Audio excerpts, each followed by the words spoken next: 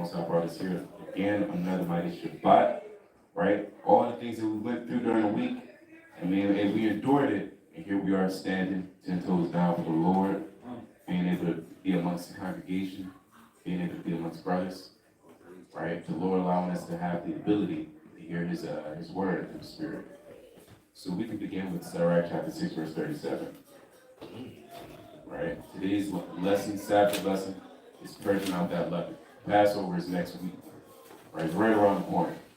Therefore, you should want to make sure that you're doing your due diligence to purge out any leaven that may be within you, on a physical level and on a spiritual level. Bring that out. So book of Sirach, chapter 6 and verse 37. Let thy mind be upon the ordinances of the Lord, and meditate continually in his commandments, and he shall establish thy heart and give thee wisdom at thy own desire. And so when you allow yourself to meditate upon the words of Yahweh Shai, right, it's going to work as a repellent, as the bugs are very repellent, right, against those bugs in this case, filthy thoughts.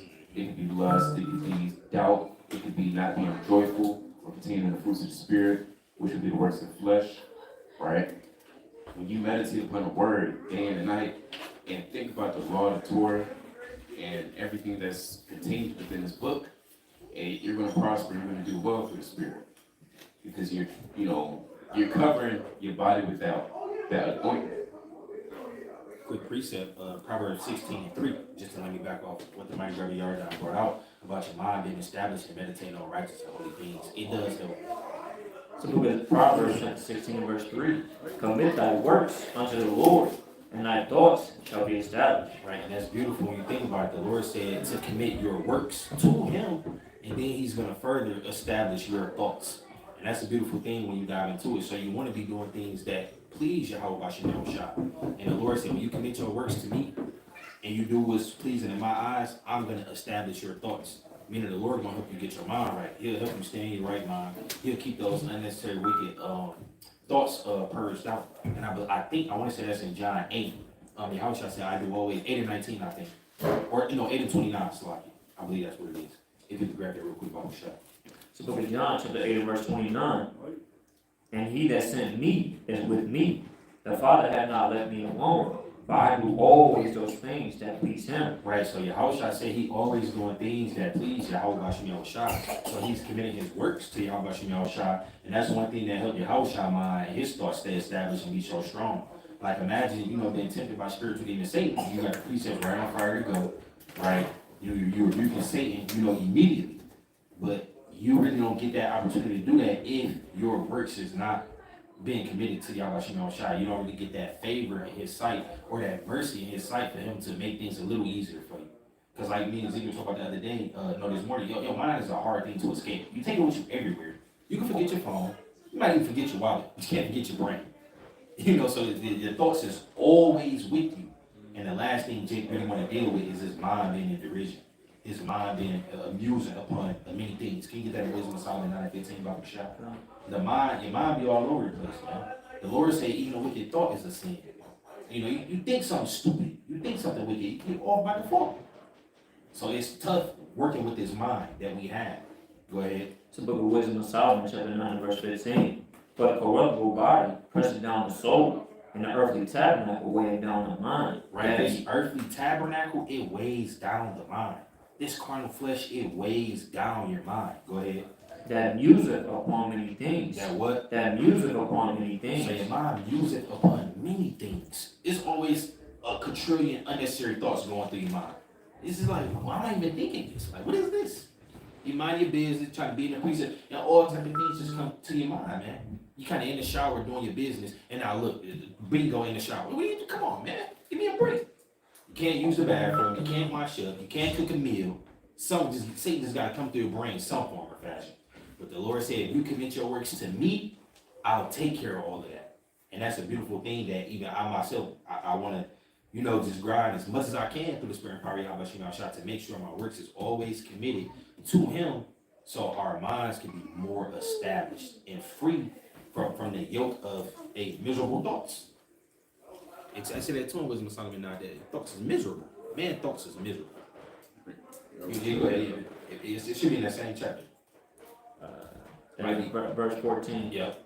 For the thoughts of mortal men are miserable, and our devices but uncertain. Right. The thoughts of mortal man is miserable. Jake worry about bills all day. Jake mind be in misery. I gotta pay this. I gotta pay that. Oh, my next check is already gone. It's gone before I get. Like Jake mind is it's just miserable stuff. You know, oh, this girl. I do remember that. Oh man, it was just miserable things. Oh, maybe I don't like it. Just all type of madness. Just stuff that just don't matter. You can kind of imagine the things that's not even there. Yeah, I did Grimmy the other day. No, he didn't even look at you. What are you talking about? It's just all type of stuff that Satan stirred up to keep your mind all over the place. But like I'm reading again, like Jordan brought out, sorry, 6 and 7, let thy mind be upon the ordinances of the Lord. So you want your mind upon the ordinances. You want it upon the precepts, the mighty fire accounts. It says, and meditate continually in his commandments. And he shall establish thy heart, and your heart is symbolic for your mind. So as long as you keep your mind locked in on this, the Lord will establish your mind. And you get a bonus, and give thee wisdom at thy own desire. And that's a bonus. Because everybody don't have the in-depth wisdom, knowledge, and understanding. Everybody don't got the elite memory. Everybody can remember 1,000 precepts and know all the accounts. Everybody don't get that. But the brothers that do receive that is the ones that keep their mind and their works committed and established to the Yahweh Shah. So he established your mind and you get wisdom, knowledge, and understanding. And that is a beautiful thing when you think about it. That's right. That's right. You can bring out Sirach 6:37 again. It's the book of Sirach, chapter 6 and verse 37. Let thy mind be upon the ordinances of the Lord, and meditate continually in his commandments, and he shall establish thine heart, and give thee wisdom at thine own desire. That's right.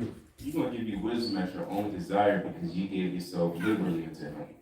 Right? That's all the Lord requires of you, is that you give him your undivided attention. You don't ask, and we was expounding upon that yesterday. The Lord is a good boss on a carnal level. When you think of the parables that he gives us, we touched on Matthew the 20th chapter, in that parable, he used to be seen as a overseer, or a boss, some may say.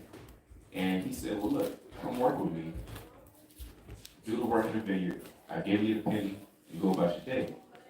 And, he didn't look for the people with the highest, resume. He didn't say, well, what's your name? What tribe are you from? He loves Israel so much, he wants to provide for them, right? As long as you want to be humble enough to work for him. So with that, we can dive into the lesson, which is purging out leaven, right? Again, Passover is right around the corner. You want to make sure that you're purging out all the leaven possible. I want to first pull up that word purge. So we have a good idea. Right, for those who may not know, we're going to bring it out.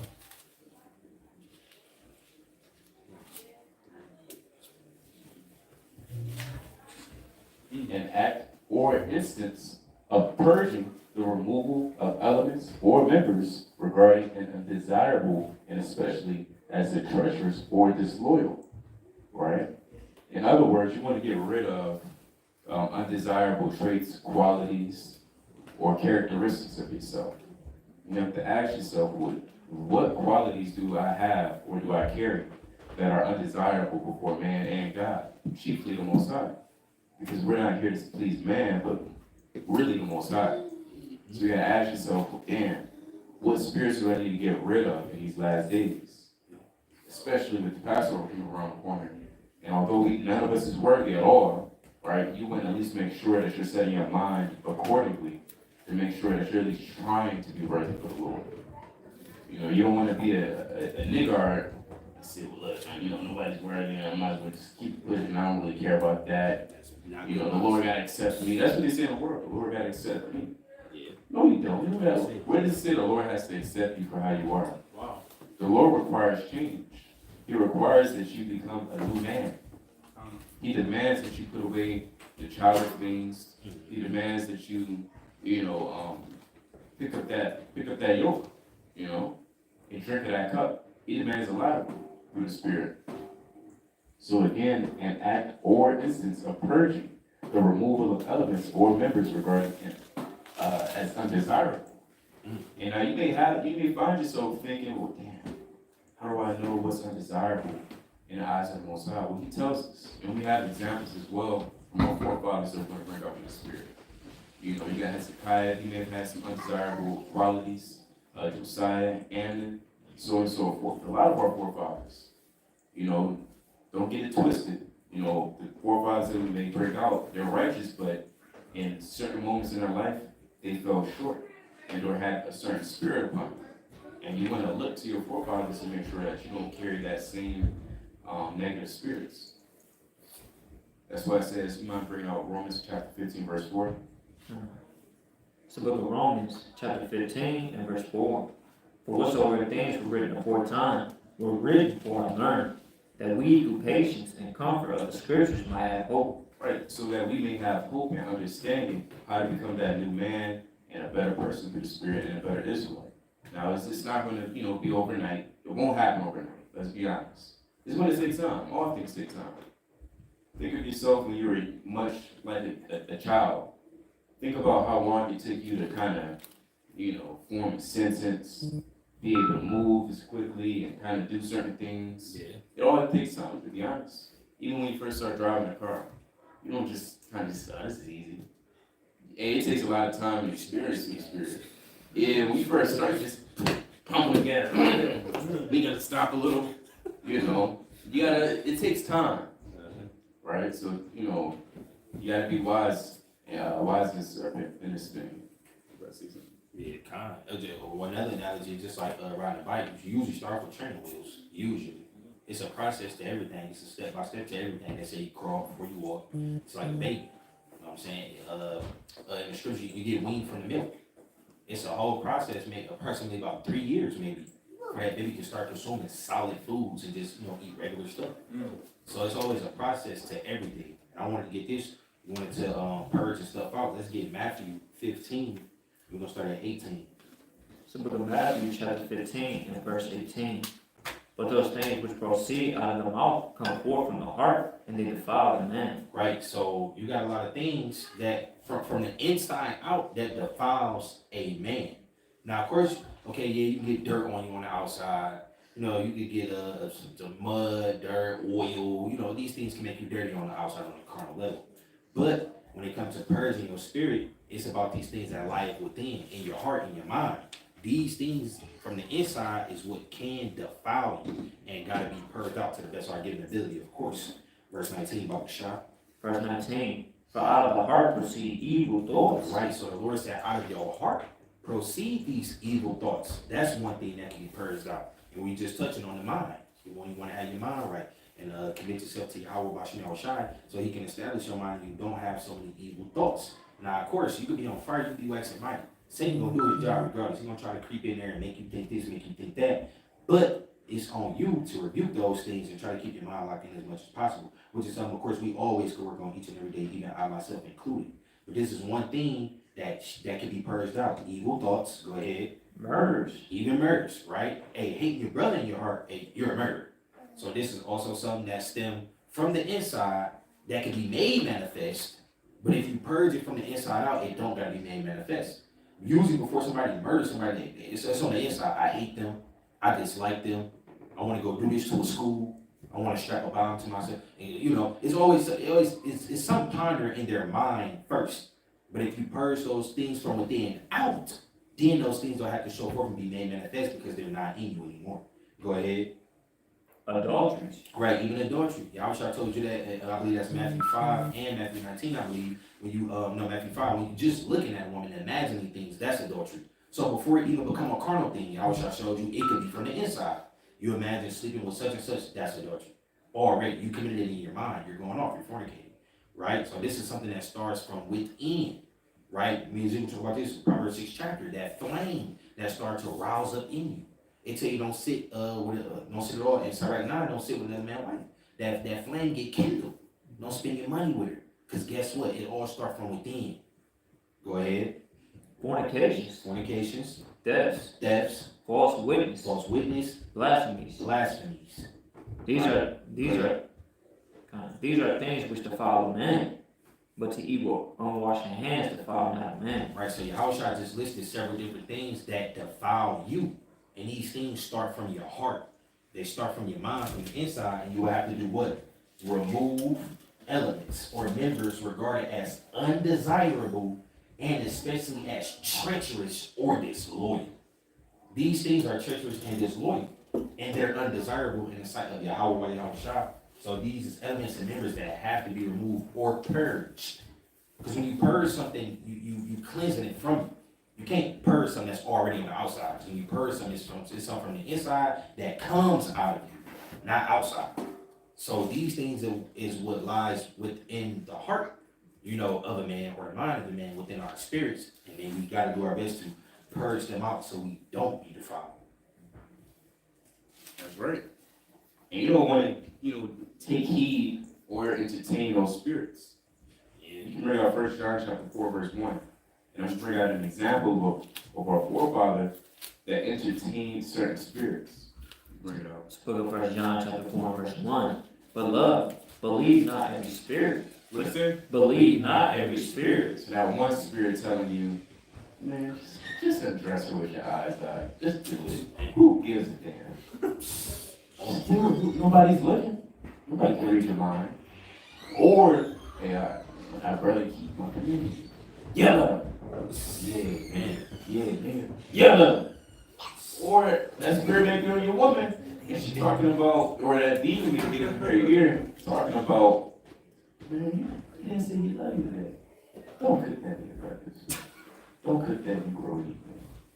Give him the silent treatment and let him figure out what you're mad at. That's man and woman giving heed to seducing spirits. Just letting it rule over their life. The Lord said, what is it again? Can you bring it out? Book of 1 John chapter 4, verse 1. Beloved, believe not every spirit. What is it? Believe not every spirit. Believe not every spirit. Go ahead. But try the spirits. But try the spirits. If you believe in every spirit, you gonna fall by footsteps. You hear that spirit say, yeah, do that, do that. Yeah, do that, yeah. Want to give heed to it. You might as well work on your body. Yeah, maybe I should. That's how Satan works, trying to entice you, man. That's getting enticed. When you get enticed, I mean, you're weak. Let's be honest, weak. He can say work on your mind. He'll plague you with that enticing thought. Do it. And Jason, we had that minding thought over and over and over and over and over. Just constantly in your mind. I can't stop thinking about it. I can't stop thinking about it. Let me just test it. I just gotta see what she's doing. Nobody really helping her out, nobody doing this for her. I just see what's going on with her. And that's just one example. It could be any spirit. So you gotta be aware of seducing spirits. You gotta watch out for these things. Maybe I shouldn't work here. My body, my body jammed up. Right there, boy. Don't worry on me. That was wicked all week. Maybe I just won't go. That's the second one. Yeah, that's a good idea. I won't go. Maybe next week I'll go. Satan's gonna jump in your mind and work with you 9 to 5. Really 24 hours. He's on call. 24/7. Right? Satan is on call to sift you out. Literally. Can you bring out Luke?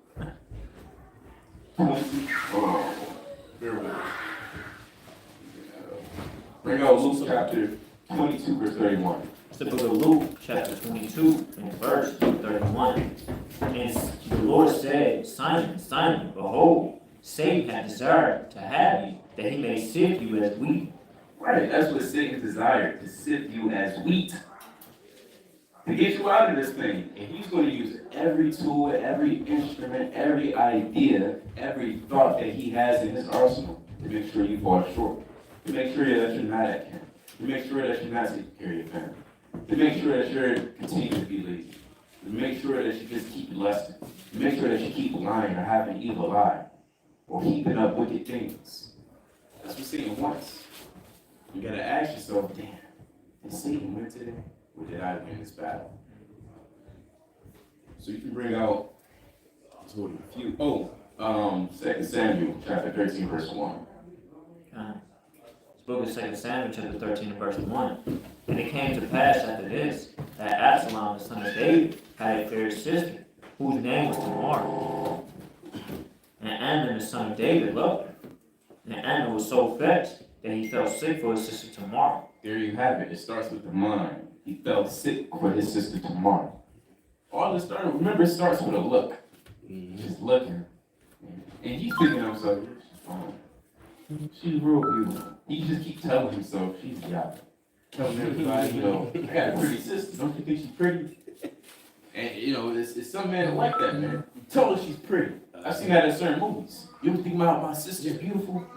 Just slowly start loving his sister and lusting. And I was gonna say real quick, another quick point. That's why when situations like this happen, and say you seek counsel, you gotta watch who you get counsel from. Because even Rehoboam did that, and he listened to the younger men that saw that moral what he thought was right than the elders. So you gotta be careful with that too. When Satan trying to entice you, whoever you try to seek help from, he'll entice them to tell you the wrong thing, to egg on the wickedness that he want you to commit. And she even told us, she said like, don't do this folly, like please don't. And then you had the I think it was somebody else that was kind of, he was telling them something, bro. You in that account? Yeah. Can you go to the part where I think it was somebody else that was telling them, I think they was kind of encouraging him to do this. I think it might be Jonadab. Yeah, Jonadab. I think go ahead, read if you know what I'm talking about, read out. Verse 3. But Ammon had a friend whose name was Jonadab. Right, so he had a friend whose name was Jonadab. Go ahead. The son of Shemaiah, David's brother. Right. And Jonadab was a very subtle man. See, he was subtle. Right? You can have subtlety in a good way or a bad way. Right? That's right. Got it. Verse 4. And he said unto him, why art thou, being the king's son, laying from day to day? Wilt thou not tell me? Hey, what's going on? Just pressing us. Hey, what's going on? What's going on? Go ahead. And Ammon said unto him, I love Tamar, my brother's Absalom's sister. He confessed his fault, right? Yeah. That's the first step as a man, right? Yeah, but what happens next, that's a little bit more important too, or just as important, So he said, yeah, I love my sister. Go ahead. Verse 5. And Jonadab said unto him, lay thee down on thy bed, and make thyself sick. Hold on. This is wicked from the jump. Wicked from the jump. He's supposed to tell him, hold on now, you're going off. He's supposed to pull out Leviticus 18 and go into it. But he just dived into it and indulged him. Lay on the bed. I got an idea. What kind of friend is that? That's a seducing spirit you just giving heed to. That's why it says, believe not every spirit. Go ahead. And make thyself sick. And when thy father come to see thee, say unto him, I pray thee, let my sister Tamar come and give me meat and dress the meat in my sight, that I may see it and eat it at her hand. And a lot of times when people give counsel, it's for themselves. And they want to live vicariously through you. He probably wanted Tamar, but couldn't have it. He probably maybe just wanted to see that happen. I can't stand him. I can't stand his whole lineage. I gotta see him fall. I gotta see him. It gotta happen. Satan ain't gonna do his so-called. Getting on him. It's in Proverbs chapter 6. Well, I'm gonna wait. You can bring that out. No, I'm gonna bring it out. It's like it. It's Proverbs 6 and 12. A naughty person, a wicked man, walketh with a froward mouth. Just walking with a froward mouth. Now pull up that word froward for Israel. Froward. It's wicked. Willful and disobedient. Yeah. Right? He has a disobedient mouth. You gotta be obedient to the Heavenly Father and what He charged you. Right? You're gonna be, if you say sleep with her, and you're disobedient, because you're not following what the Lord charged you. Go ahead. Verse 7. Then David sent home to Tamar, saying, go now to thy brother Amnon's house, and dress him meat. So Tamar went to her brother Amnon's house, and he was laid down. And she took flour and kneaded it, and made cakes in his sight, and did bake the cakes. And she took a pan and poured them out before him. And he refused to eat. And Amnon said, have out all men from me. And they went out, every man from him. And Amnon said unto Tamar, bring the meat into the chamber, that I may eat of thine hand. and Tamar took the cakes which she had made, and brought them into the chamber to Ammon, her brother. And when he had brought them unto him to eat, he took hold of her, and said unto her, Come, lie with me, my sister. And she answered him, Nay, my brother, do not force me, for no such thing ought to be done in Israel. Do not thou this folly. See how he first thought about something? He received terrible counsel. He still kind of indulged with it, right? And now he's acting with his right hand. He just took action. Come here, lay with me. Just something so taboo and forbidden according to the law, it just makes anybody frown their face. Go ahead. Come, and I, whither shall I cause my shame to go? And as for thee, thou shalt be as one of the fools in Israel. Now therefore I pray thee, speak unto the king, but he would not withhold me from thee. Howbeit, he would not hearken unto her voice, but being stronger than she, forced her and lay with her. So he forced her and laid with her. He fell into his thoughts. He fell into his lust. Or rather, his lust fell upon him. And so that's what you may call it being salacious. Right?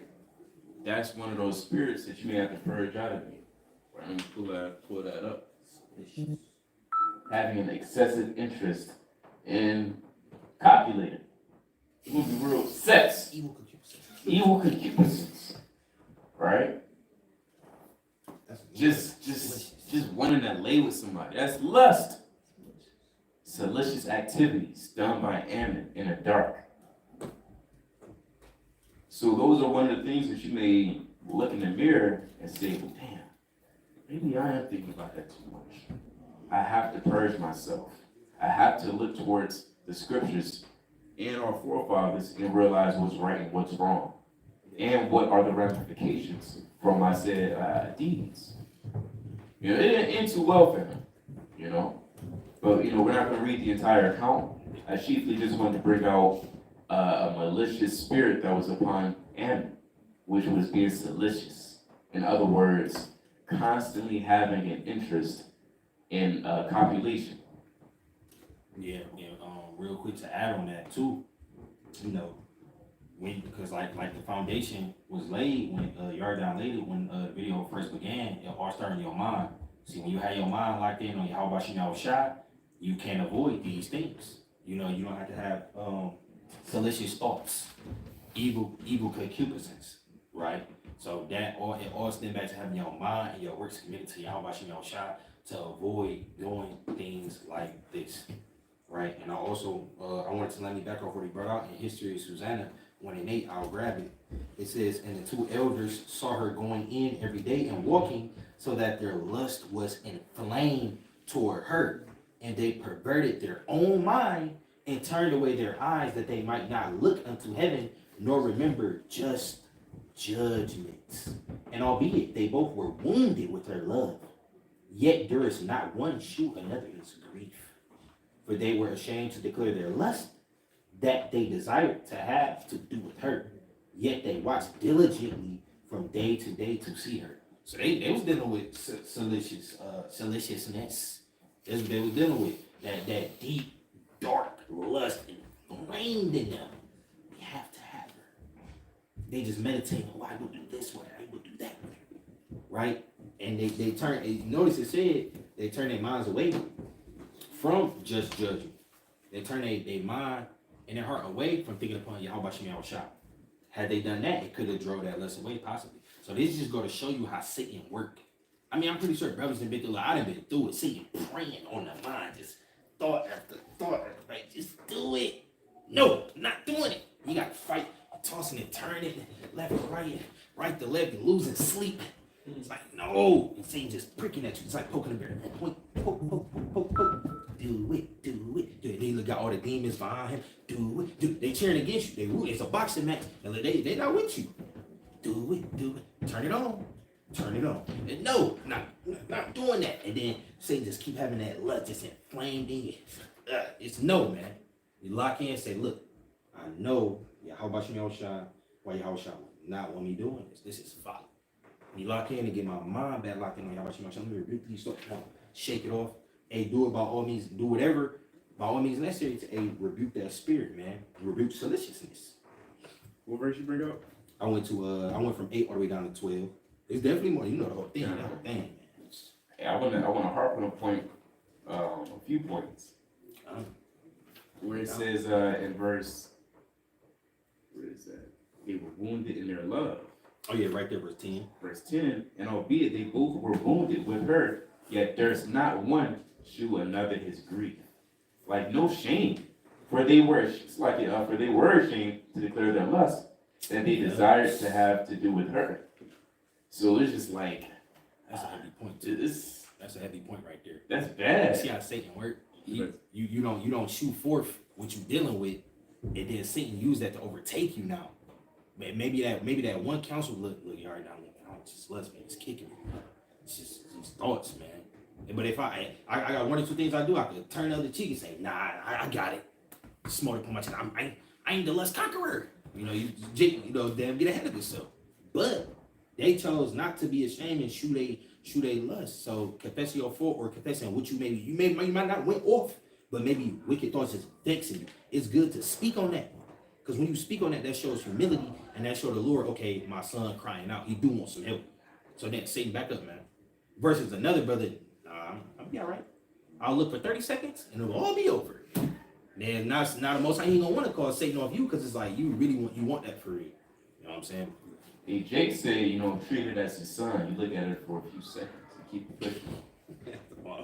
No. I've heard some Jake say, you're gonna have to grab the back of my neck and put a muzzle on me to stop barking at her. Just the dog. Brother said, I heard a brother say, a judge will have to hold me in contempt because I can't stop barking. Wow. So Israel, their mind isn't right. Mine's just not right. I wanted a quick precept. So right 4:21, right? Because it says, for they were ashamed to declare their lust. So they felt shame, but they didn't want to declare it. Yeah. The book of Sirach, chapter 4, verse 21. But there's a shame that brings sin, and there's a shame which glory and grace. So with their shame, they bottled it up. They just kind of consumed their shame and let it sit in their belly and their mind. And once you let something sit for so long, it's going to get rotten. Right? They let that shame just rot in their mind. And it didn't do them no good. Because you can feel shame to the point where you may want to realize, damn, I messed up. Oh, I feel bad. Let me go pray. Let me go repent. You have to pray Manasseh, right? And then you got that shame where you just kind of sit and linger in your thoughts. And you just don't do nothing with it. No action is done after you feel shame. You just like, well, it is what it is. I'm in too deep. Messed up one time. What the hell? One more for the road. I might as well do it again. One more for the road. One last blast off. Right? One last shot to the head. For those who may be addicted to liquor, one last shot. Just one more for the road. What do they call it when they close in the bar? Last call for alcohol. Right? Last rounds. Yeah, some jakes, you want that last round for sin. That last call for sin. You gotta say no. Gotta say no. Got to, bro. You gotta say la. That last could literally be your last. Yeah, that last could be your last, and then you're gonna end up in a grave. And ain't no praying in the grave. Ain't no more thanking the Lord in the grave. Man. Ain't no more doing the works in the grave. You in the grave, you in the grave. Yep. Right? And ain't always gotta be carnal, bro. Going back to the word. Once I see you in the congregation of the dead, man. That's right. tough. That ain't fun, bro. Now you're done.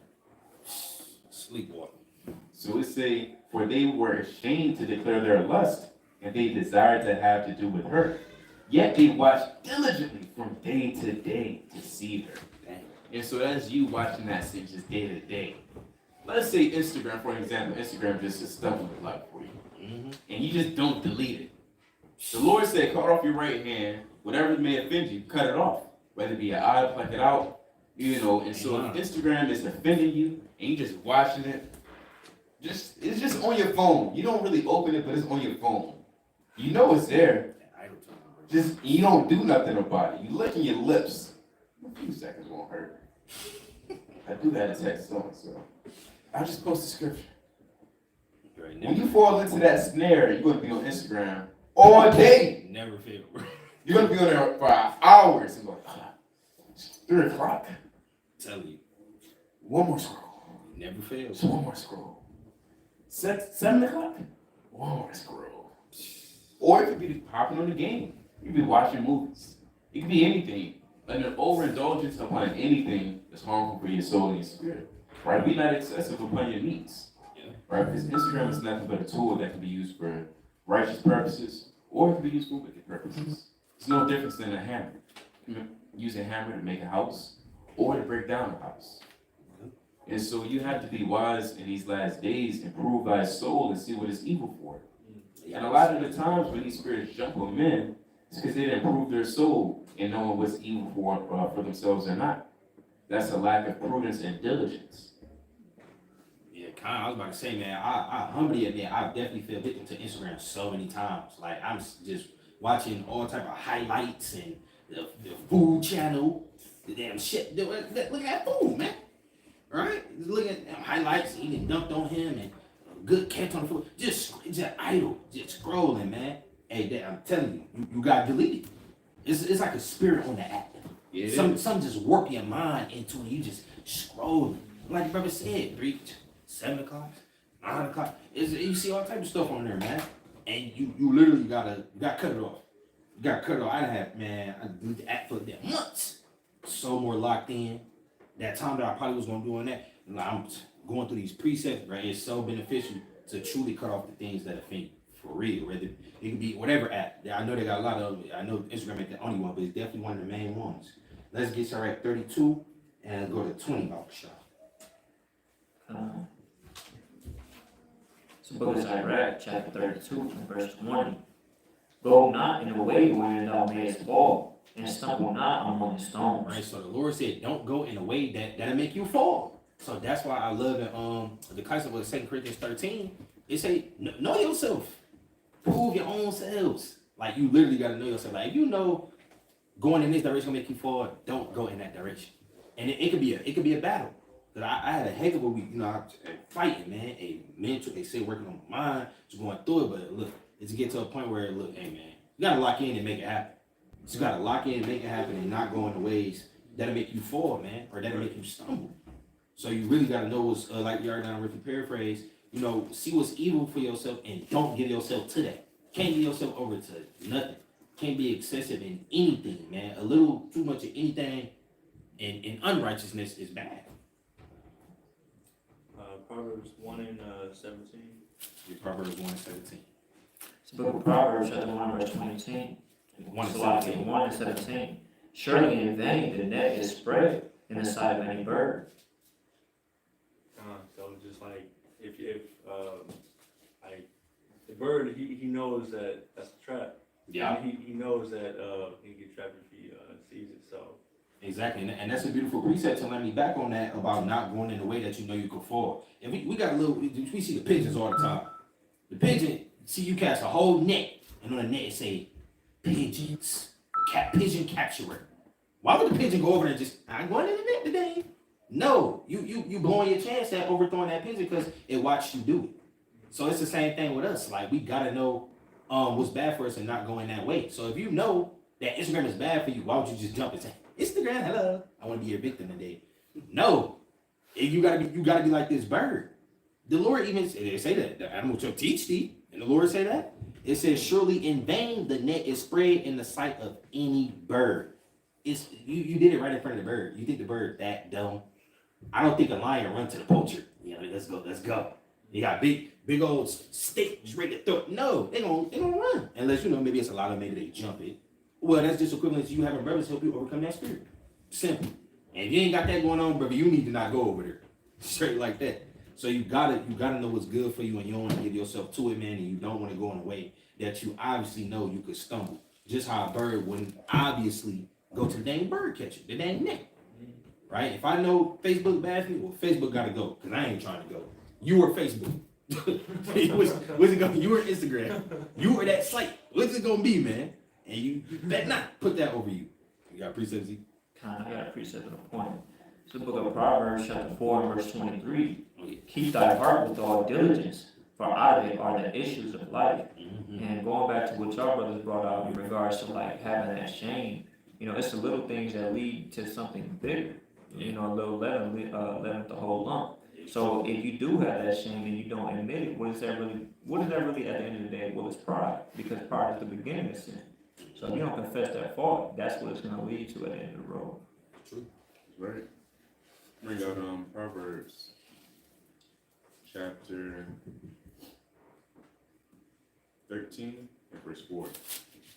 It's the book of Proverbs, chapter 13 and verse 4. The soul of the sluggard desired and had nothing, but the soul of the diligent shall be made fat. Now that's pretty plain, but I want to just explain it for those who may not know. Right, the soul of the sluggard, he's going to desire. You may have a good intention, right? But if you're still just the sluggard, you're just too lazy to do anything, you're not going to have nothing. Yeah. You may say, well, I want to do this. Man, I really want to kick it. I really want to stop. I want to stop cold turkey. But if you have no plan of action to kind of make something happen, you're going to remain in the same spot. You're going to continue to be that slug. Or you just may make slow movement, right? That's how a slug moves. He moves real slow.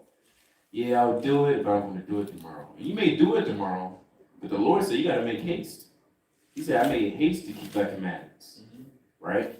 The apostles, they ran fast after Yahweh shot, Yeah. right? Esther made haste to go on a fast, right? Abraham made haste to help out Lot. So our forefathers always made haste. Joseph made haste to flee from the face of sin as a serpent. He said, oh, get off of me. He said, get off of me, spirit. And he dipped out of there. So you want to watch out for that salacious spirit. I got another precept in 2 Chronicles chapter 35, verse 20. Another spirit to be watchful of. This is the book of 2 Chronicles, chapter 35, verse 20. After all this, when Josiah had prepared the temple, Necho, king of Egypt, came up to fight against Carchemish by Euphrates, and Josiah went out against him. But he sent ambassadors to him, saying, What have I to do with thee, thou king of Judah? I come not against thee this day, but against the house wherewith I have war. For God commanded me to make haste, forbear thee from meddling with God. Hold on, what did he say? Forbear thee from meddling with God. Hey, I'm on a duty. I'm on a mission. The Most High came to me by reason of dream or through person to go fight with these other people, right? The people of Carchemish. Go ahead. Who is with me, that he destroy you not? Nevertheless, Josiah will not turn his face from him, but disguise himself that he might fight with them, and hearken not unto the words of Necho from the mouth of God. It came to fight in the valley of Megiddo. And the archer shot at King Josiah, and the king said to his servants, Have me await, for I am sore wounded. So he got judged. He got hit by that arrow. Go ahead. His servants therefore took him out of that chariot, and put him in a second chariot that he had, and they brought him to Jerusalem. And he died, and was buried in one of the sepulchres of his fathers. And all Judah and Jerusalem mourned for Josiah. And that was it. That was his life. Right? See how all it takes is just a... Can you bring out Ecclesiastes 20? It's like Ecclesiastes 10 about the chart. It's the book of Ecclesiastes, chapter 10, verse 1. Dead flies cause the ointment of the apothecary to send forth a stinking savor. So doth a little folly him that is in reputation for wisdom and honor. All it took was a folly, a tactless decision for him to give up the ghost. That's all it took. I want to pull up that word, that definition. Tactless. To be tactless is to either be rude without manners or inept without finesse. Either way, let me pull up a better definition. I'm going to pull up the Webster. Marked by lack of. Made a tactless remark about the woman. You're not giving us a just definition. Here we go. Lacking tact, showing no tact, undiplomatic, offendingly blunt. So that's a good synonym, right? He was undiplomatic. And so you gotta ask yourself, am I undiplomatic sometimes? And that can be a spirit as well. Am I not understanding, right? Can I not be cordial? That's another spirit as well, is where I have to look out for. And then should you have it, you wanna purge it. You wanna get rid of that quality, right? That undesirable, trait. And I was meditating upon this last night. I was writing stuff down, and I'm like, damn, why would you do something against what the Lord said? Which is scary. And that's also pride. Because he said, the hell with you, and whatever he just told you, I'm going to do what I want to do.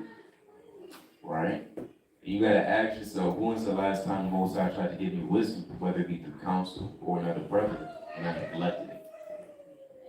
Or it could have been through a sister, right? Or your rib, and you just neglected it. Said, nah, I don't know about that. It is what it is. You have to be observant and self-aware through the Spirit. You can bring that out in Ephesians chapter 5, verse 15.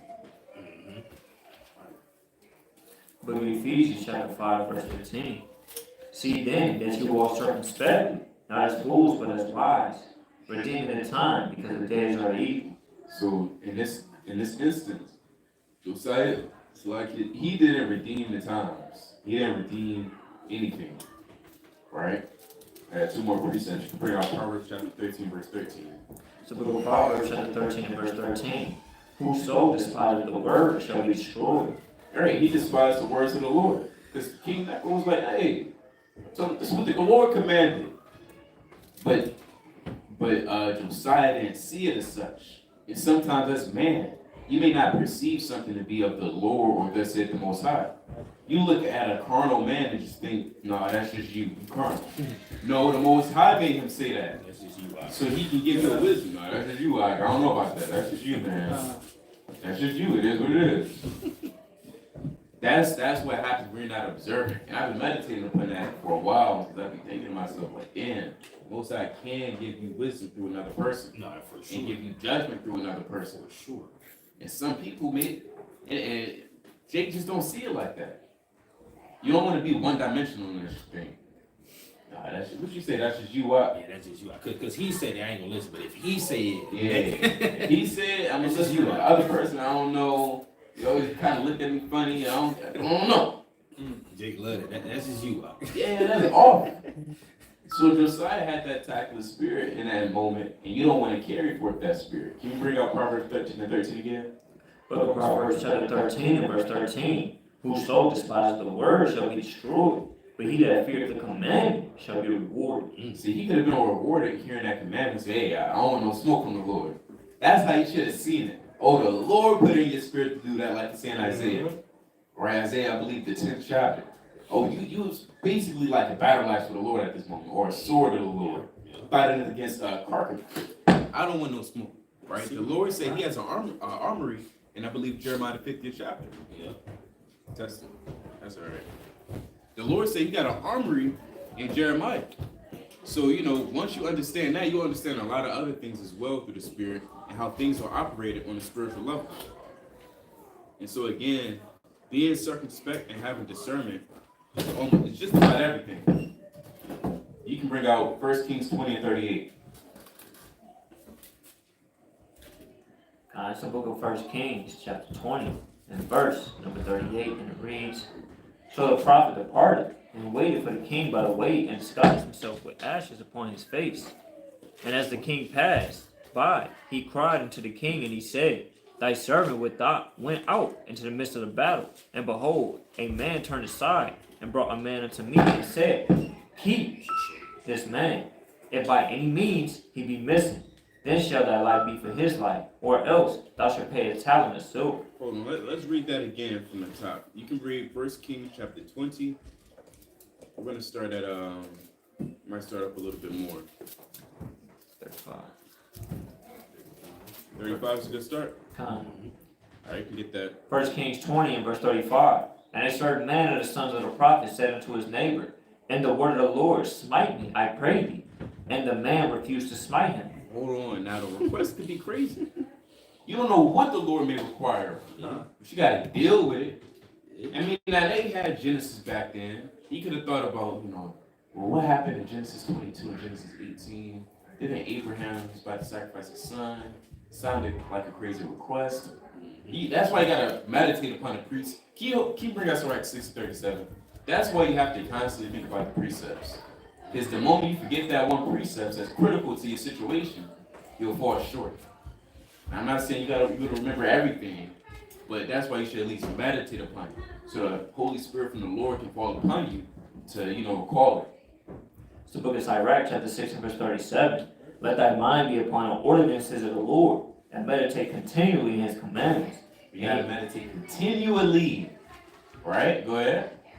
And he shall establish thine heart, and give thee wisdom at thine own desire. At thine own desire. So if you know you're trying your best to study the precepts and remember the precepts, and the most I can make you remember anything.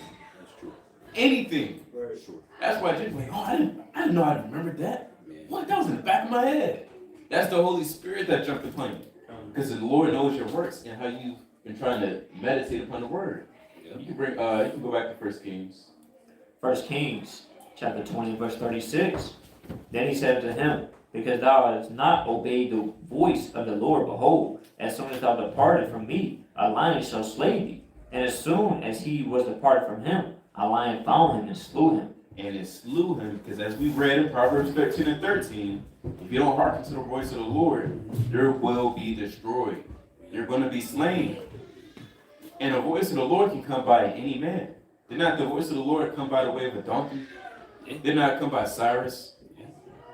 I mean, it came by a lot of men in the ancient world. Balaam. It come by anybody. If then Harad make that temple, hence Harad's temple, the voice of the Lord can be upon anybody. Yeah, by the way of a bush. We read 2 Exodus 14th chapter.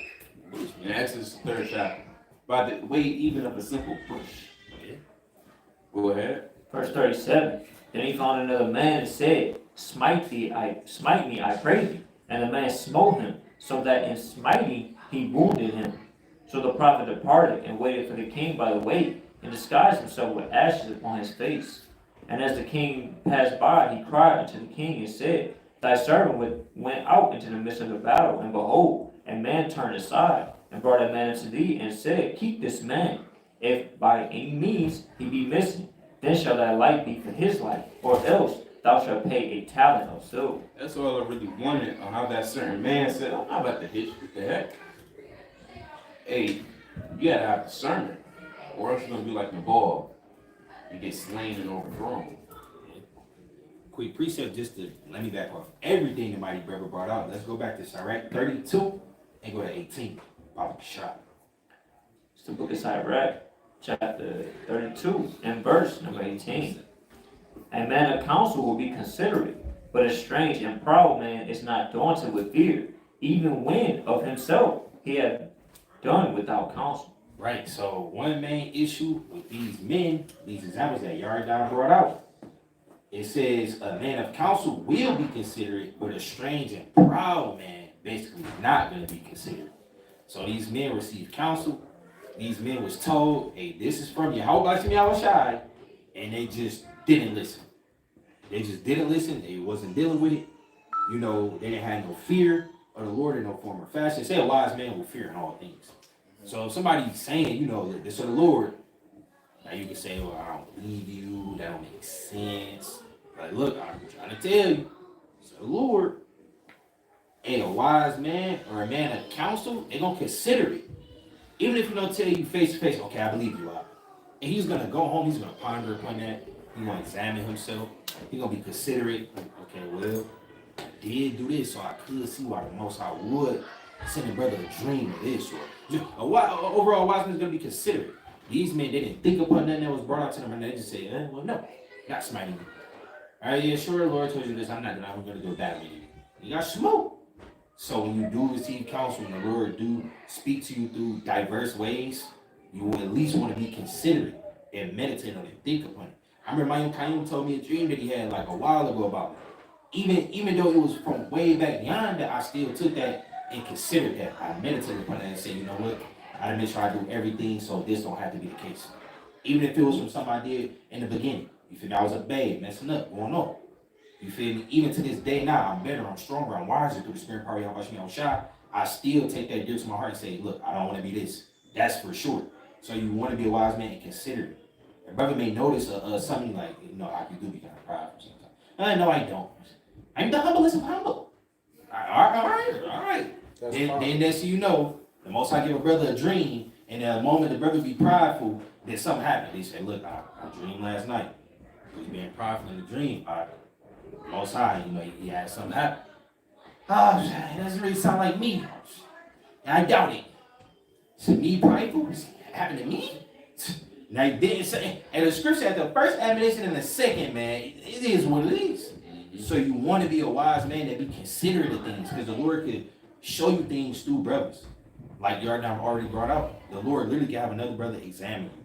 And you don't even realize it. Just to bring out something else that need to be purged out of you. I mean, it almost happened. I heard that examine me. Maybe you noticed something 2 weeks in a row. I didn't notice. Maybe that need to be brought to my attention so this leaven could be purged out of me. Can I get a precept? Job 33 verse 14. It's a classic. This is the book of Job. Salaki. Trying to put the sword in one hand. Chapter 33, you said verse 14, right? Yep. This is the book of Job, chapter 33 and verse 14. For Yahweh Bashim Yahushai speaketh once, yea, twice, yet man perceiveth it not. Why do men don't perceive? Because the Most High come down to you and speak it, you're going to get it. They don't receive it because he say it through a way that you're not going to expect it. Similitudes, parables. A parable, and he also say it through a man. Yep. And you wondering, like, you scratching your head now. Yep. 2 or 3 times and you don't perceive it. You like, what is he trying to say to me? Yep. If you would be sitting there and diligently discerning and discretion what's going on, then you will be understanding the Lord is saying this to you through this man. Yep. Like the conversation me and Yardon had earlier with the dream. That's from the Lord. I sat there, I'm like,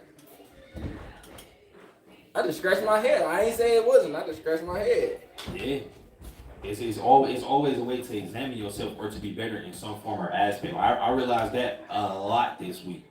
After all the stuff that I went through this week, I just considering it all, because I told my own Kayum about it. He like, I hope the Lord, you feel me, do what he did for me, for you, and let you learn from these things, man.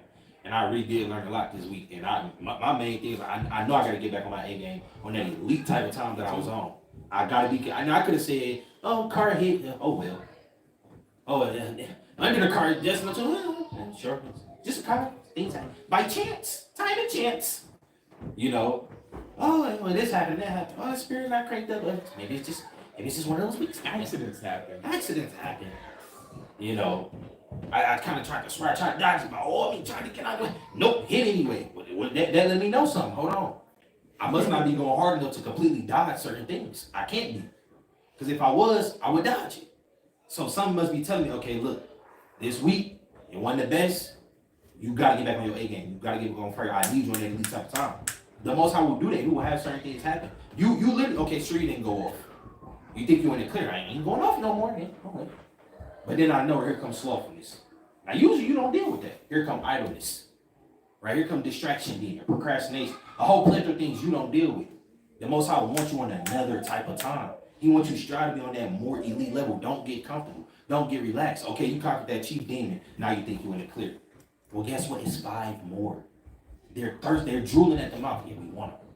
Procrastination, just looking at us. Let's get in the crib. Scroll through hours. Time is flying. Day after day.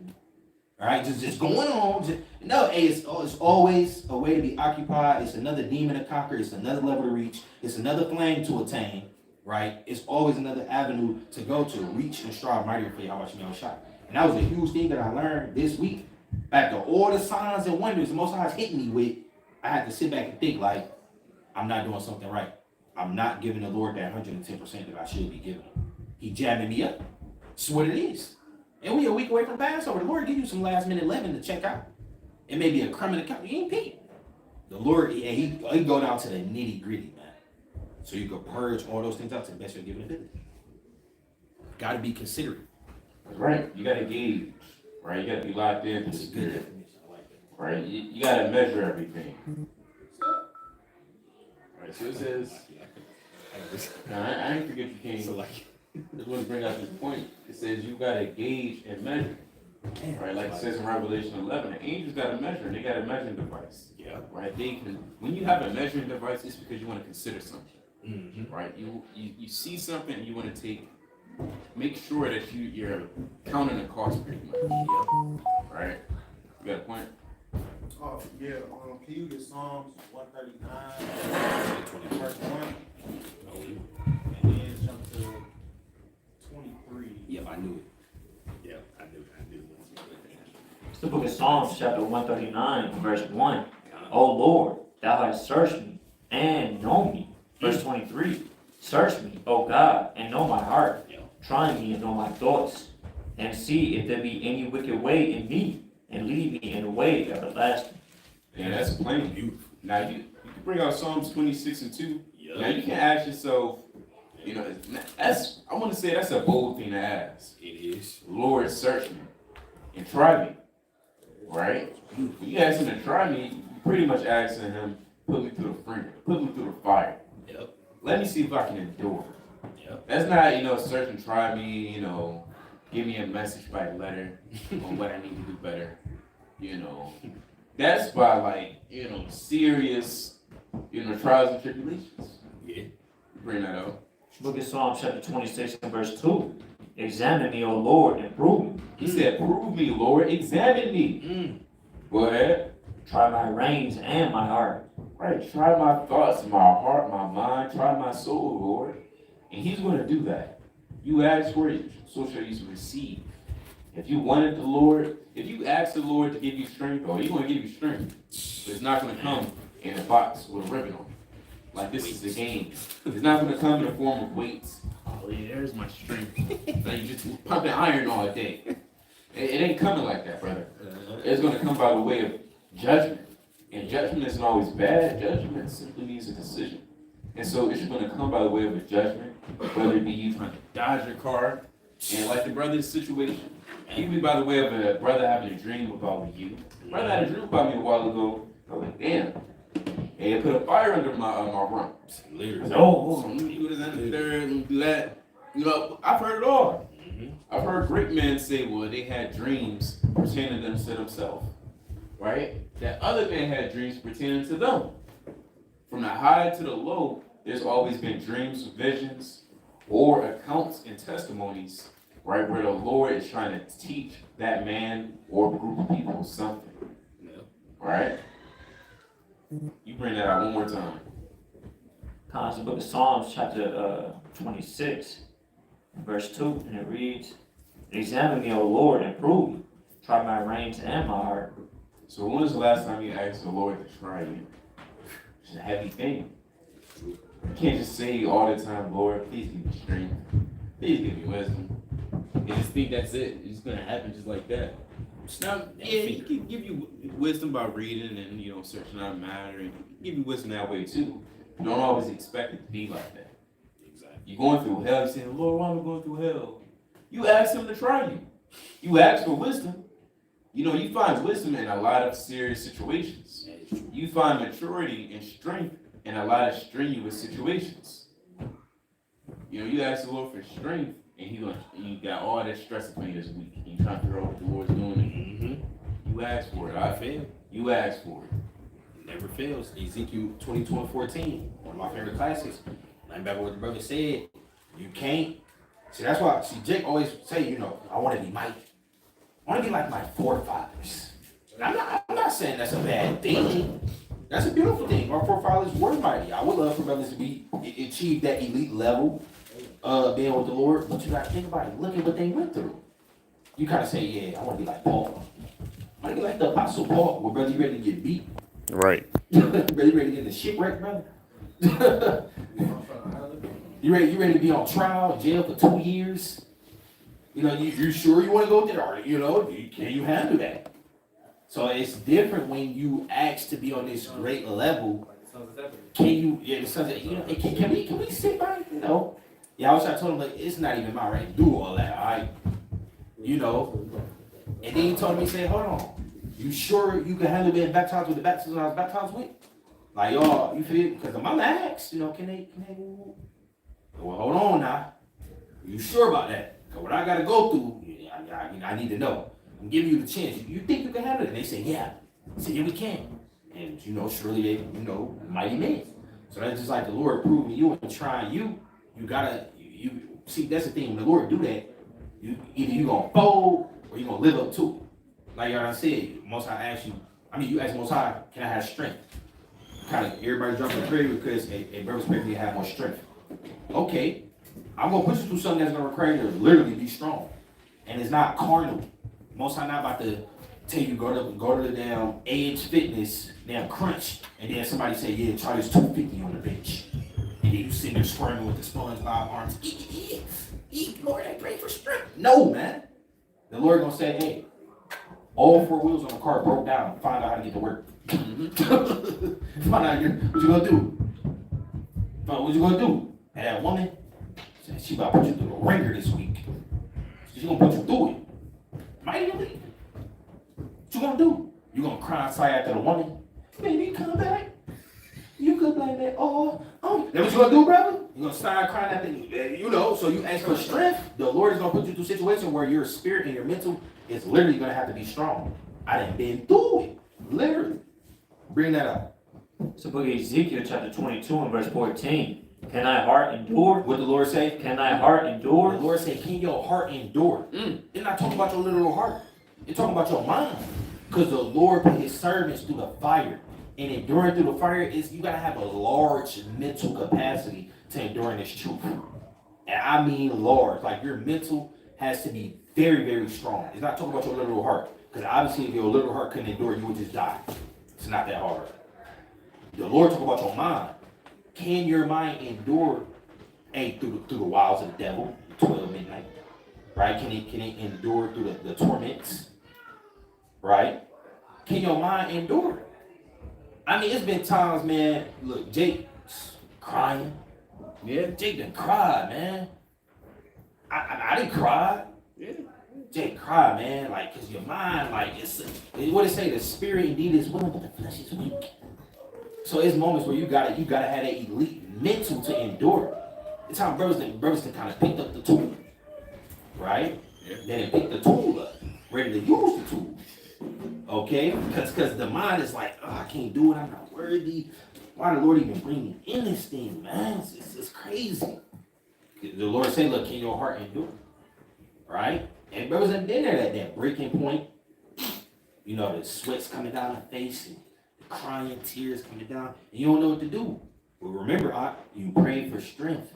So the Lord gonna put you through that strenuous situation and see if you really could be strong. That job you love, what if you lose it? Yeah. 88 an hour, electrician.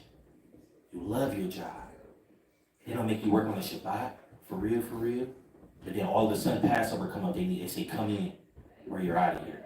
Well, dang. Well, hold on. Yeah. And look, but remember you prayed for strength. And you got to think about you dealing with, how about you now with shot? You can see from the scriptures, the Most High is very wise. He's not going, okay, no food this week. Brother, you fast 2 times a week anyway. He ain't hurt by that. Right. He ain't gonna do nothing to you. Right. The Most High he gonna hit you, man. He gonna hit you. You gotta see like this main thing. If you had to lose that, would you rock with me still? Or you gonna get mad? Lord, why did you do this to me? So, you see what Joel's wife told him. Say, curse the Lord. Curse him. Just because he started going through these things, man. Go ahead. Can thy heart endure? Right. Or can thy hands be strong? Can your hands be strong? Now, your hands are spiritual. That's symbolic for your works. So when you go through diverse situations, can your hands be strong to keep trying to be mighty, keep trying to get you some precepts in, some breathing in, keep trying to get arms and stuff like that? The Lord say, can your hands, can they be strong? Because a lot of times they start going through it, all the work start diminishing. Yep. Ain't read all week. Man, no precepts for real, barely do it, prayers. Woe is me, facing the pillow. It's just like, the work's kind of going. And the Lord literally, I done went through these weeks before. It's literally been weeks where like, bro, I'm having the worst week ever. But something in me like, at least get something in. A couple, 2 chapters, something. Anything but nothing. Because the Lord want to see, I'm putting him through hell. Is he going to resort to me? Is he going to pray to me and ask, okay, get this lust demon off me. Remove this procrastination demon, please, Bible Shop. Is he going to study a few precepts at least? Or is the Bible going to sit there and collect dust all week? So the Lord liked to put Jake through that fire. But you got to think about it. That's exactly why you come forth as gold. This is why.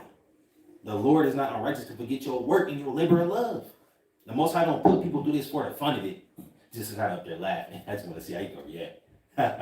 No, man, he not carnal Jake, man. Right. That'd be Jake in the world. Just want to see how you gonna react. You kind of walking home from school, 8 dudes jump out on you just to scare you. We knew you was gonna be scared. We knew you were gonna be scared. Like, no, and the Lord not doing stuff like that, man. Yeah. He wants you to really come forth as gold. Look what Abraham went through. Remember the Lord, he said, thy only son. You know, you got the little razzle dazzle, only son. That kind of start making you think, damn, it is my only son. I don't have another one. Do I really want to do that? It's just certain little things, man, but the Lord do it to see who was on the Lord's side. Who really rocking with me no matter what. And what was that, Ezekiel, did his wife get taken away? I was about to say that. Didn't he tell him not to, he said, don't cry. He said, don't cry. You gotta deal with it. Don't cry.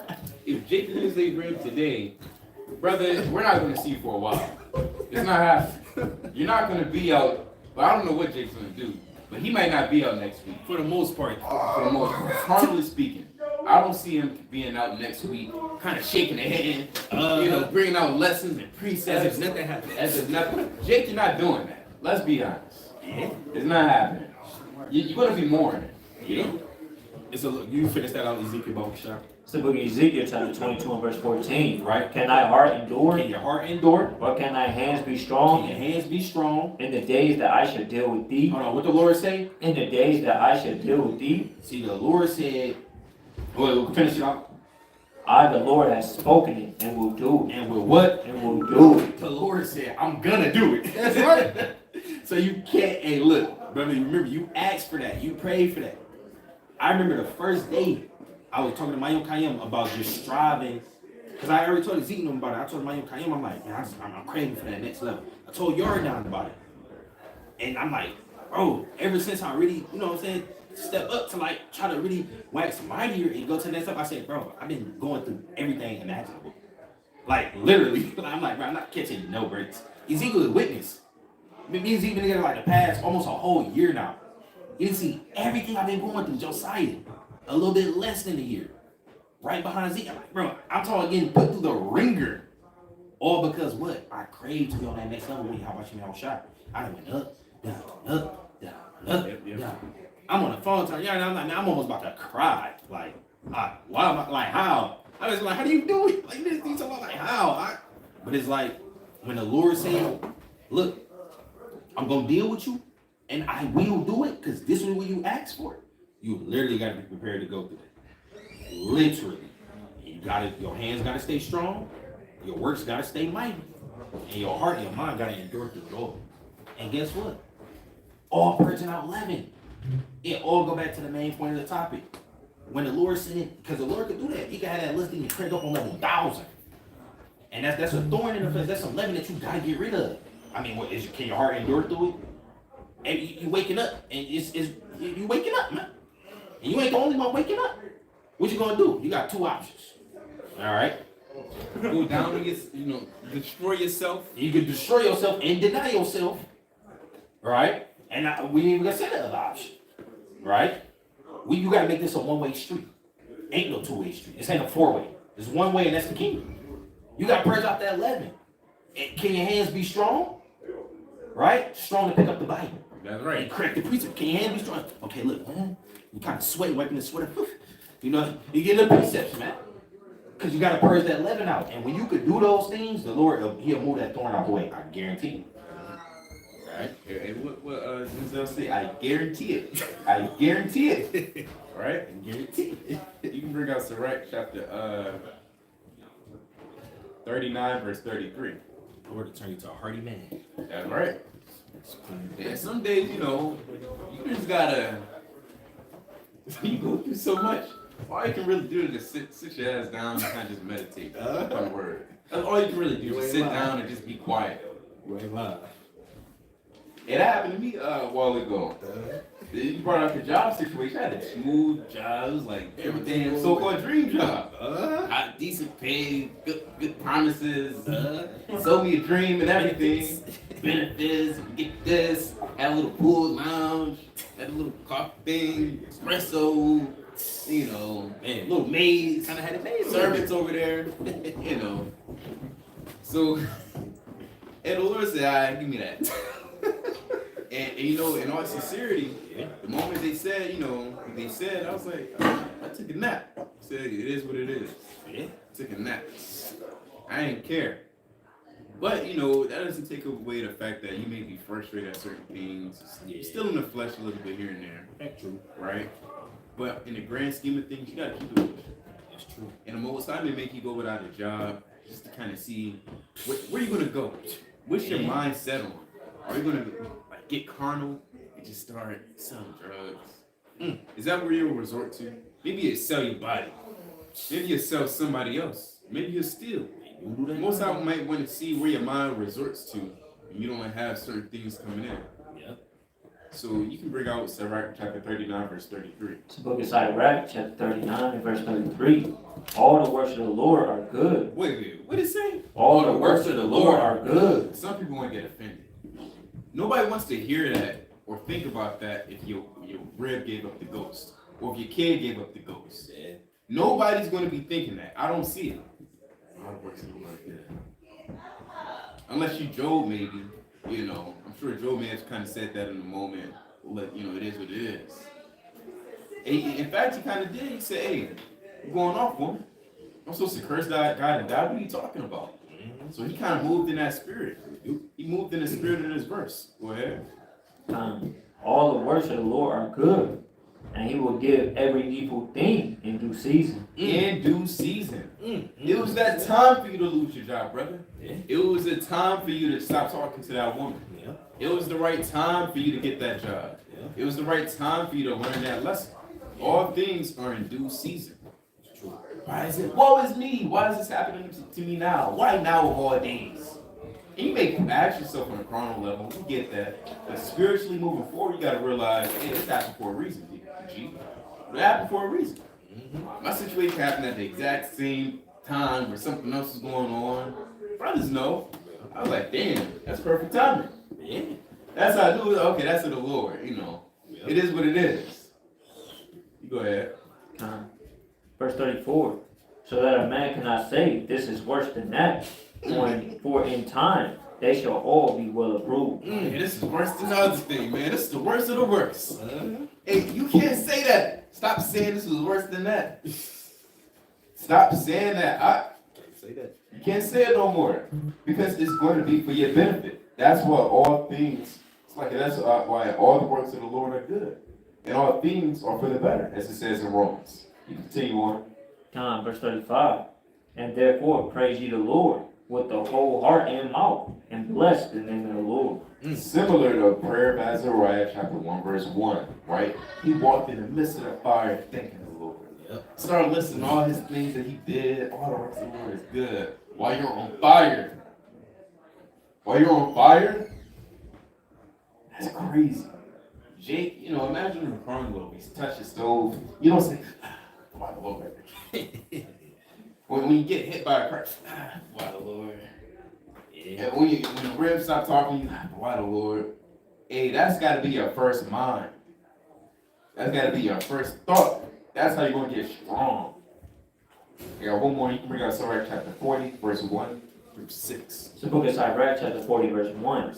Great travail is created for every man, and every heavy yoke is upon the sons of Adam, from the day that they go out of their mother's womb. So everyone in this room, in this building, in this house, in Israel, came out of a womb, came out of the matrix of their mother. Therefore, in coming out of the matrix, you're going to have a yoke of iron or a heavy yoke upon you, just waiting for you. It's coming out the womb, there it is. Go ahead. Till the day that they return to the mother of all things. The earth. Go ahead. Their imagination of things to come, and the day of death, trouble their thoughts, and cause fear of heart. These are all the things man is afflicted with ever since you came out the womb. Fear, death, the trouble of the heart. What if this man murdered me?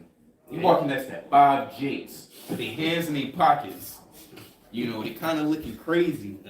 They giving you this look. Oh, man, what I gotta do? Maybe I should walk that way. I'm a real what I do. That's the fear of heart that you deal with. Go ahead. Verse 3. From him that sitteth on the throne of glory, unto him that is humbled in earth and ashes. Hey, let's believe the high princes, and we know the celebrities, they're considered the people who sit on the high throne of glory, right? They're the people that got all the money. Kim Kardashian, even she's stressed. She's stressed even with all the money in the world. Theoretically, you would think that she has no issue, seeing that money is the defense. Yet she still does. She still goes through her tribulations. Go ahead. From him that weareth purple, and a crown unto him that is clothed with linen frock, wrath and envy, trouble and unquietness, fear of death, And unquietness could be anything. It could be any other thought. Go ahead. and anger, and strife, and in a time of rest upon his bed, in his night sleep doth change his knowledge. Yeah, you're just getting subverted, thinking this, thinking that. Now you're changing your mind. Just all over the place. Right? Go ahead. A little or nothing is his rest, and afterwards he is in his sleep, as in the day of keeping watch, trouble in the vision of his heart, as if he were escaped out of a battle. And as man, you get troubled so much in your heart by certain infirmities or thoughts or stress. How am I going to pay this bill? I don't tell Aki I'm struggling, but what do I do? I mean, my rib just keep yelling at me. I can't get a rib. I'm walking up and down the streets by myself. I'm going through this. I have no car. I have no job. I went through things.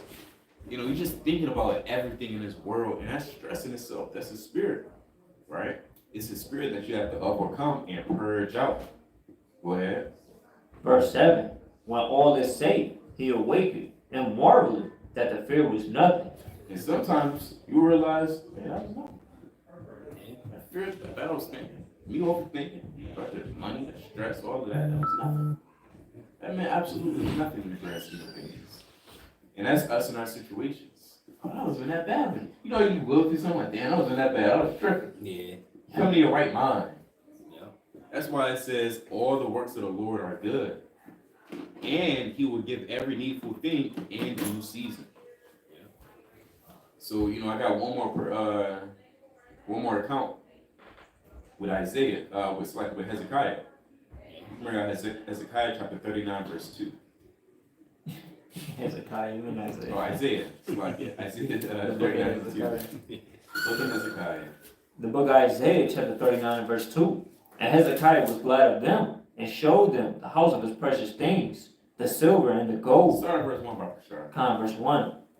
At the time, Merodach, Baladan, the son of Baladan, king of Babylon, sent letters and a present to Hezekiah, for he had heard that he had been sick and was recovered. And Hezekiah was glad of them, and showed them the house of his precious things, the silver and the gold, and the spices, and the precious ointment, and all the house of his armor, and all that was found in his treasures. There was nothing in his house, nor in all his dominion, that Hezekiah showed him not. That's right. So in other words, he let this stranger come into his house and see all his goodly possessions. Right?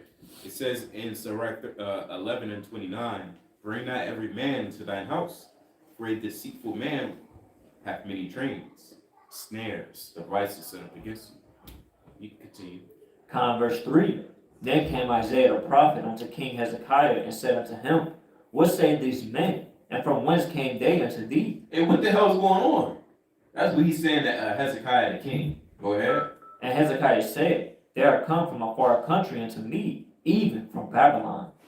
Then said he, what have they seen in thine house? And Hezekiah answered, all that is in mine house have they seen. He said everything. Right, everything. What you mean? Go ahead. And there is nothing among my treasures that I have not showed them. That's like me walking up in Ezekiel's house. Show me your bank account. Or him showing me his bank account, rather. And him showing me all the pictures in his wallet. What's under his bed. What's in his closet. What he keep in his medicine cabinet. His secret files with social security and birth certificate. His favorite shoes. What he does at night. He just showed me his whole world. Everything in the darkness just comes to light. That's what Hezekiah did. That's what Hezekiah did, man. And that's my woman over there too. You see her? That's my kids. This is the trophies I got. And that's my favorite sword, Babylon, King of Babylon. Go ahead. Verse 5. Then said Isaiah to Hezekiah, Hear the word of the Lord of hosts. Behold, the days come, that all that is in thine house, and that is in thy fathers, have laid up in store, until this day shall be carried to Babylon. Nothing shall be left, saith the Lord. And of thy sons that shall issue from thee, which thou shalt beget, they shall take away, and they shall be eunuchs in a place, or so like a palace, of the king of Babylon. Then said Hezekiah to Isaiah, Good is the word of the Lord which thou hast spoken. And he said, Moreover, for there should be peace and truth in my days. Go ahead. That's it on that. Now with the next chapter, first verse there. Verse 40. Chapter. Next chapter, Chapter. read chapter 40, verse 1. Comfort ye, my people, saith your God. Speak ye comfortably to Jerusalem, and cry unto her, that her warfare is accomplished, that her iniquity is pardoned, for she hath received of the Lord's hand double for all her sins. That's right. Go ahead. The voice of him that cried in the wilderness, prepare ye the way of the Lord. So pretty much, what you would call that is being impulsive, right? Hezekiah had an impulsive spirit upon him, to where he just willingly allowed another man walk in his house and see everything he owns. You have to ask yourself, do I allow everything in my thoughts? Do I allow everything into my mind? Because you have a spiritual, you got your spiritual mind and you got your actual physical house. You got to make sure that you're just not bringing anything in there. As we keep bringing up and mentioning, you have to try every spirit. Someone tells you something, that don't mean you got to just hold on to it for dear life on another side of the coin. Hey, I had a dream. You turned into a dragon, and then you slayed Donald Trump, and then you start thinking boastfully of yourself. Yeah, I kind of knew that. I kind of had a feeling I might do something like that. Don't let every thought of your mind too. That's off. Yeah, yeah. You get counsel. Yeah. You don't do that. You don't do this. Yeah, you're right. He does it. You just getting molested, right? Your thoughts getting all touched. Your mind getting all touched and scrambled. You gotta, have wisdom and not bring every thought or everything you hear into your mind and rest upon it. Or else you're gonna fall by the wayside. That's true. And quick point, I had to touch on that, like you brother said. You don't want to just be susceptible and open to everything. Cause me and Joe, at work, man. Jay got a mouth on him at work, right? He got a potty mouth. He speak about a lot of lewd things, and I was sitting with Jake at work. He started spitting forth his lewd things. I opened the door and jumped out the car. I got out and I walked away and went, back by the job site, man. So, and you do want to try to dodge all manner of foolishness and folly, and don't let it sink and meditate into your mind. Because, Jake, like I said, Jake speak a lot of things at work, and if you was to really sit there and entertain it and let it just soak in your members, you been lewd like Jake, man. And sometimes, Jake kind of say something and I just gotta ignore it. And just look the other way and start looking out the window. Just doing this while we in the car waiting. You gotta have little tactics, man, to not be susceptible to everything, man. And you for sure don't want to be an open book. Hezekiah's been an open book. Who want to read me? Who want to open my page? Right? It's an open book. Everybody can check it out. You don't want to be like that. Because if you like that with your spirit, you allow all type of demons to come in. Yeah. All type of spirits to come in. And now, you might have a little leaven, right? They got massive leaven. Yeah, you got a tumor of leaven. Tumor of leaven spread. Right? So I just want to let me back on that point. You got to try to dodge all manner of foolishness and folly being absorbed in you. To the best of your ability, of course. There's a lot of folly out here. But effort, A for effort. It's saying Sirach 13. You might bring out Sirach 13 and 8. It's the book of Sirach, chapter 13 and verse 8. Beware that I be not deceived and brought down in thy jollity. So, Hezekiah was brought down in his jollity. And when you show somebody your house, you don't do it sad or angry. Yeah, here's this. Here's my goods. And he showed it off. He was treating, what's that old show? You show off your house? It was an MTV. MTV Cribs. My cribs, MTV Cribs. Yeah. That's the spirit of how I see he was doing it. Here's my dad, here's my sword. You see my concubines? Just look at them. You want to see my poor too? What about my servants? What else do you need to see? Just ask him what you need to see, and he's showing you. You don't want to, you got to have some type of, and it says what it says is all right as well. A wise man is going to have discretion, right? He's going to fear in everything. You got it. I don't know if you relate to this or not, but Sabbath 11 and 29. That's what we brought up. Sirach 11 and 29, it says, bring not every man into thy house, for the deceitful man have many trains. You bring every man in your house, you get jammed up. Yeah, it's a good preacher. When me and my wife was together, I had a Cadillac. I had a Cadillac. Old Cadillac. In mint condition. Anyway, it was down. It was a guy down the street from us. He's Jack Leg Mechanic. So my wife. He's the what? Jack Leg Mechanic. Janky. Oh, okay. So she asked him to fix my car. So he come down to fix my car. Now I'm in the world now. This is before I gave up Christmas. I grew up in a house where my mother had our house looking like Hudson downtown at Christmas time. So that's the mentality I grew up in. I gave it to my children. I hooked our house up from the living room to my den in the back. Anyway, this guy look through the window and see my kids' Christmas tree in the den and presents under the tree. Now it's like the 19th. No,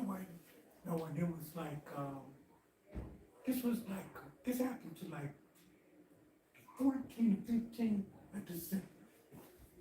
This guy asked my wife. My wife was proud of our house because the way I dressed, that's the way my house looked. And that's just supposed to be like that. Anyway, this guy, my wife brings him into our house from the front.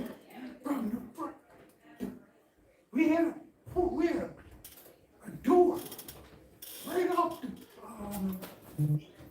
den in our house. Brought him through that door and took him all the way to our house. Now, granted, I had 2 barns. I had a barn in my dining room, then I had a barn in my living room. Brought him all the way through our house. Long story short, a week later, this dude breaking my house. No surprise. 19th of December, he breaking my house. I had presents under my tree with all the receipts in the boxes wrapped up. Just in case you didn't want it or you couldn't fit it, you could take it back to the store. Right now, he walked out of here with at least over $200 worth of liquor, over $100 worth of beer, all the Christmas presents, 2 microwaves, 1 still in the box. He turned to the French. Yeah, you could have let me. He leaves some grapes or something. Yeah, a little bit. That's I terrible. wanted to kill him. And it doesn't matter that. I get in my Cadillac. I forced down to his house. His house was right on the corner. I bagged it up, bagged my car up into the alley and sat there. And the Holy Spirit was like, well, what if he don't have? I got my gun on me, but what if he don't answer the door? What you gonna do? You gonna kill everybody in the house? I'm sitting there talking to the Holy Spirit, straight up, just like I'm talking to you. And I'm like, no, they didn't do it. So wait a minute, what about no witness? No witnesses. 15, 20 minutes. This is in December, cold as heck outside. I ain't got no cold. Sitting in my car. And the Holy Spirit said, well, if you ain't gonna kill everybody, you want to go back to 36? Right. I was like, I put the car in drive and drove away. But I heard through the grapevine that the dude got killed. See that? You got his judgment. And not by me. By somebody I know very close to me. Very, very close to me. But I didn't. So he got judged. That's his judgment. Stole from a whole household. Didn't leave nothing. And He went in the refrigerator. No. Yes. Yes. He put a little boy in a window. In one of my basement windows. Like probably as big as from here to here to here to here. And took it. Sent him through the window and went upstairs with a screwdriver and unscrewed because I had deadbolt locks and armed guard door. Unscrewed the lock. That's how you screw my house. Wow. Crap. So that's real crafty. You know what I'm saying? So right 21, 24, it is the rudeness of a man to hearken at the door. Alright? So he just he got his ear to your household. And, you know, he executed what he executed, but he got judged in the end. You about to say something? Right, yes. Oh, me or him? Yeah, you. I think you was first. You got it. It was just lemming back on the point you was making about, like, you know, like if it was back in the day, like an ancient, what did you use? It was like an ancient MTV crib. Yeah. Like, come in, look at all stuff. I was gonna get Psalms 10 and 3. Psalm chapter 10, verse, as it goes. The book of Psalms, chapter 10 and verse 3. For the wicked boasteth of his heart's desire, and blessed the covetous, whom the Lord abhorreth. Break it down. You said Pretty much, you know, the wicked, they gonna boast in all the different things that they got. Like, yeah, look at me, I got this, I got this, that, and third. But like, okay, what is all of this? It's still just materialistic things that don't matter. Okay. Alright. You got it, then we're gonna close out soon. Proverbs 25 and 28. Did I see it? It's the book of Proverbs, chapter 25, and verse number 28. He that hath no rule over his own spirit is like a city that is broken down and without walls. That's right. If you have no rule or desire to take charge on the things that you may lack or fall short on, I mean, you're gonna be as a city overthrown. city Yeah. broken down without walls. What does that mean if a city broken down with no walls? Yeah. Anybody could come in. Yeah, everybody's coming No in. protection, no shield, no nothing. People could walk in and do what they want to do. What do they say? Everybody's welcome to the barbecue. Everybody's welcome. It's a free for all. You might as well, if you're gonna do that with your spirit, you might as well keep all the doors unlocked in your house and open up the windows and say, "Come in, I got dinner." You know, Help yourself. yeah, help yourself to anything, or you know, everything's for sale. You might as well do that on a physical level if you're not gonna take, you know, the severity of your spirit. Having a defense. Or you can eat buffet. You gotta treat it like the red rope. Everybody can't get past. That's right. Everybody can't get past in that red rope. And those, you know, the people that guard the red ropes, and they be serious as hell.